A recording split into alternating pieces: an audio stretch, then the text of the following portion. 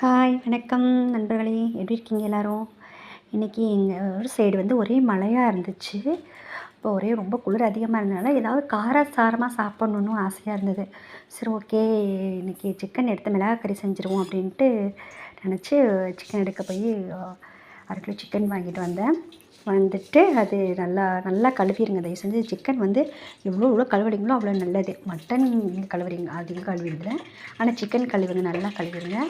கழுவிட்டு கொஞ்சம் உப்பு போட்டு லைட்டாக ஊற வச்சுருங்க. அப்படி கொஞ்சம் நேரம் இருக்கட்டும். அப்படியே நல்லா அந்த சிக்கன் நல்லா கொத்தி வாங்கிட்டு வந்துடுங்க, அப்போ நல்லாயிருக்கும். மிளகாய் கறிக்கு சிக்கன் பொடுசாக நல்லா கொத்தி வாங்கிட்டு வந்துடுங்க. கொத்துக்கறி மாதிரி கொத்தி வாங்கிட்டு வந்துடுங்க, நல்லாயிருக்கும். அதை எடுத்துகிட்டு அதுக்கப்புறம் கொஞ்சம் வரமிளகாய் கிள்ளி வச்சுக்கோங்க. நான் உருட்டு மிளகா போட்டிருக்கேன் இன்றைக்கி. அது நல்லாயிருக்கும், டேஸ்ட்டு அதிகமாக இருக்கும். உருட்டு மிளகாய் எடுத்து அந்த விதையெல்லாம் நீக்கிட்டு தொல்லியை மட்டும் வச்சுருக்கேன். அப்புறம் கொஞ்சம் வெங்காயம், சின்ன வெங்காயம், அது எவ்வளோக்கு நல்லாயிருக்கும். நிறையா சேர்த்துனாலும் எங்கிட்ட கொஞ்சம் தான் இருந்துச்சு, நான் கொஞ்சமாக போட்டுக்கிட்டேன். சேர்த்து எதுவுமே போட வேணாம்.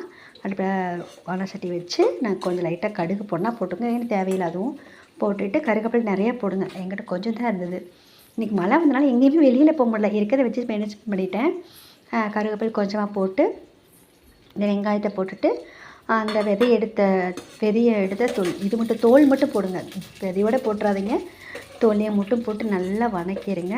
அது ஒரு மாதிரி கலராக வர வரைக்கும், அந்த சிவந்த கலர் வந்தோடனே கறி எடுத்து போட்டு அதையும் நல்லா வதக்குங்க. அதுலேயே ஒரு தண்ணி விடும், நீங்கள் தண்ணி தெளிச்சிடாதீங்க.